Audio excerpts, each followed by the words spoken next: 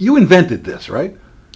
Not quite. Haytham Abdulhadi and myself kind of gave birth to the Sold Out Music Festival. I think Haytham had been working here in Portland for quite a bit with Double T and the Roseland.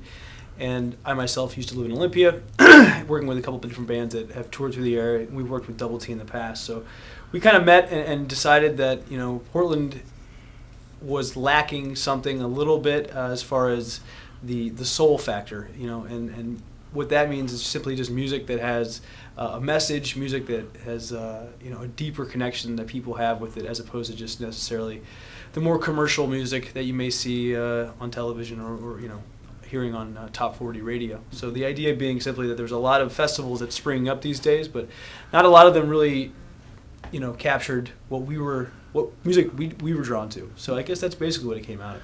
But the music is so varied. It is. And that's the idea about soul music for us, is that, you know, it's a very wide open thing. I mean, you know, we certainly don't want to be applying.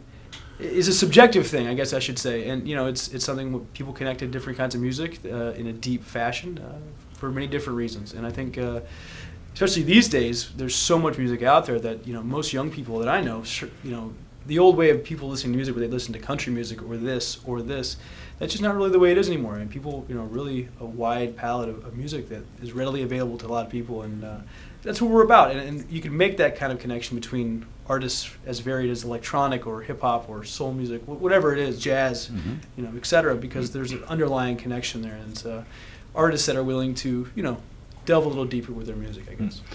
What changes have you made this year? Well, you know, changes.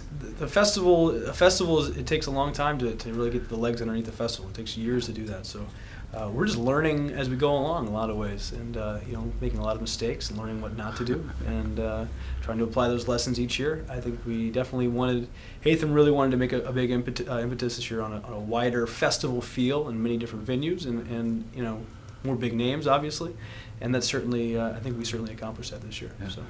It's in a shorter time period, isn't it? Oh yeah, we tightened it up a little bit. Last year was 2 weeks, and I think this would always be a little bit of a fluid thing. I mean, you know, we're not really at the stage yet where we can just block off X amount of days in Portland and say, okay, this is us now. You know, this is Sold Out, you know, music festival now. So we have to be a little fluid in that, and work with pre-existing tours that are coming through the area. And Coachella being around this time is obviously helpful as far as getting artists on the move on the West Coast. So yeah, we tightened it up a little bit, and there's definitely some other changes as well. So you know, I think we're going to be more visible on night of show. I mean, this year we're having a big show at the Arlene Schnitzer Concert Hall, which is something that we really wanted to get done, and you know, it gives a little bit more of a full festival feel. You know, you can go to a small room like Jimmy Mac's 200 capacity jazz club, or you can go to a 2,700 capacity beautiful theater like Arlene Schnitzer, and everywhere in between. So how did your wish list turn out?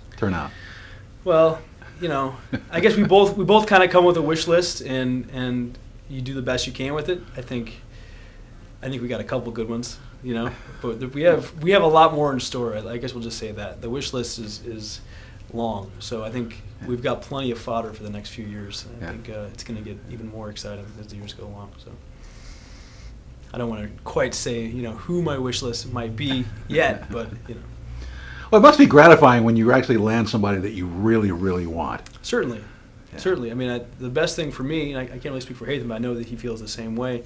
The best thing for me is supporting artists that, you know, make a difference and that, you know, you believe in. And that's the big thing. I mean, that's hard, because often Haytham and I joke that the music that we really enjoy, for the most part, is not very successful, you know, as far as ticket sales or album sales or something like that. So to have that rare artist that, you know, like a Miss Lauryn Hill or a Mos Def, who embodies that what soul music is all about, and yet also, you know, can fill a room, that's a pretty nice balance to try to strike.